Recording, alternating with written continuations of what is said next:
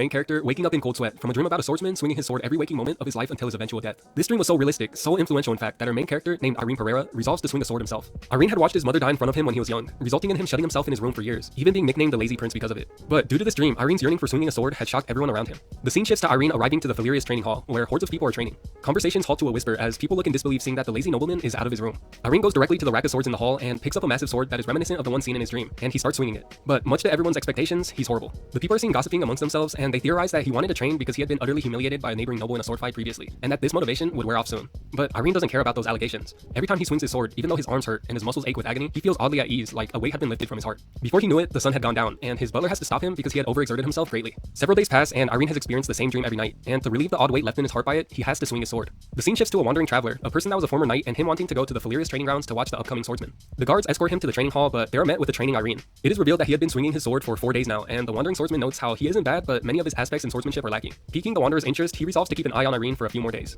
The scene shifts again to Irene dining with his family, something he hasn't done in over 10 years. Seeing how much his family is supporting him, even though he was a shut-in for that long, he thanks them from the bottom of his heart, showing how his swordsmanship training is positively affecting not just his physical capabilities, but his mental outlooks too. Irene trains for 15 days straight, and the people around him start to notice his resolve. The wandering knight had speculations upon first watching Irene, but he had noticed after 10 days of watching him train that he was completely wrong. Seeing the resolve and the sheer willpower that Irene possesses, he asks around to see if he is getting any proper swordsmanship training. But it turns out he hasn't, but the family had planned to get him a training master called Orn. The wandering swordsman voices his discontent. Orn was a half-assed swordsman, someone who the wandering knight felt can't adequately teach Irene, a kid with massive potential. The wandering swordsman, seeing how he can't just sit and watch a prodigy go to waste, he brings the topic to Irene's dad, the Lord, and explains to him the sheer amount of potential that Irene has. He wants Irene to go to the Chrono Swordsmanship School, the continent's best swordsmanship academy. There, such thing as nationality, gender, and status don't matter, only talent and sheer work ethic. Irene's dad has his concerns, seeing how endless the competition is, but he asks Irene if he wants to attend, but doesn't force him to go. After some thought, Irene accepts, seeing how he can't hide away in his room avoiding life any longer. So the next day, he is seen making his way to the school with his family sending him off. He makes it to the gate of the school, and here we're met with Bart Lloyd. He's a pretentious young noble of the kingdom of Kubera, showing off his recommendation letter to the guards to let him in the school. Irene is next in line, and he shows his own recommendation letter, written by the wandering swordsman.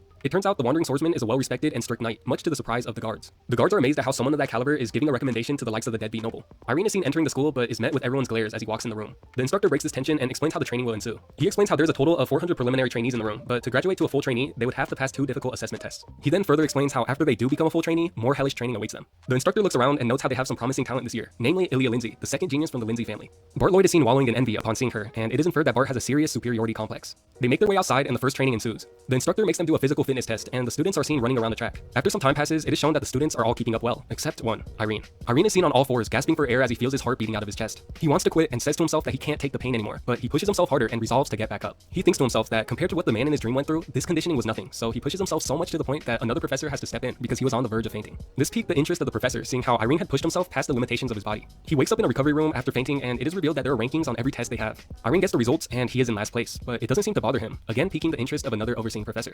The first day of class starts, and the professor explains a schedule that will be followed every day. They would first have breakfast, then morning training, then lunch, afternoon training, dinner, and finally mental training and liberal arts classes. He further explains how the fitness rooms will be open anytime for any student that wants to train in addition to their mandatory training. The day comes to an end, and we are in the perspective of Bart Lloyd. Him and his posse are seen chatting as they make their way to the fitness center. Bart sees Ilya Lindsay working out and is overwhelmed with her pressure, and again, Bart harbors feelings of inferiority. His friends see Irene and make fun of him, seeing how he's struggling at a simple task. But Bart doesn't entertain their gossip and tells them to stop wasting their time doing something so pointless. Bart walks around the gym and comes across another one of our main characters, Judith. It is revealed that she had taken second place behind Ilya, and Bart stares daggers into her, seeing how he came in third place. She senses this and retaliates, resulting in a full-on argument with Bart's posse stepping in to defend him. But Judith puts a stop to the fighting because she sees something that shocks her. Ilya is seen talking to Irene about something. Everyone in the room stops what they're doing, and they all wonder why the top student is talking to the likes of a deadbeat noble like Irene. After they're done talking and Ilya leaves the room, Judith is so curious as to what they're talking about that she goes up to Irene and asks him directly. Irene explains that she had only taught him how to use the gym equipment and nothing else, much to the disappointment of Judith. Judith, frustrated, makes her leave, and Irene continues his workout. But much like Judith, Bart's curiosity gets the better of him, so he also goes up to Irene and asks the same question. A month passes, and it is seen that Ilya and Irene's relationship had strengthened. Irene is seen once again training, with Ilya coaching him with the exercises. Bart, seeing how hard Irene is working, starts to feel threatened and also grows envious of him as well. He says to himself that no matter how hard Irene works, he can't get on his level, and with due time, he will return to being the deadbeat noble that he is.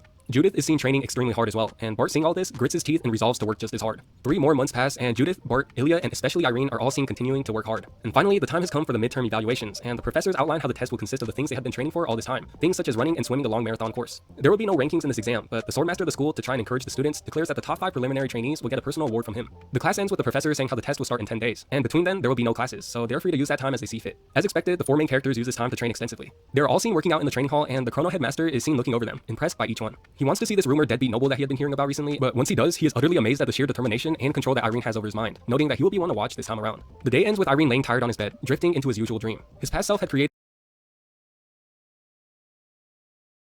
noting that he will be one to watch this time around. The day ends with Irene laying tired on his bed, drifting into his usual dream. His past self had created